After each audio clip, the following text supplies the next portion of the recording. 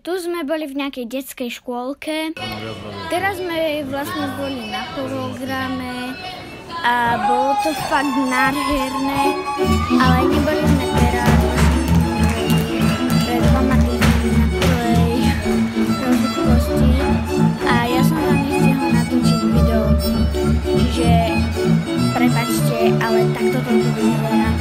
A mimochodom, kto tu bol na tej akcii rozhodkosti, dá like, odber a napíšte mi do komentára pod video, že ako sa vám to páči. Tam tancovali nejaké babky, ľudkovia hore na pódium.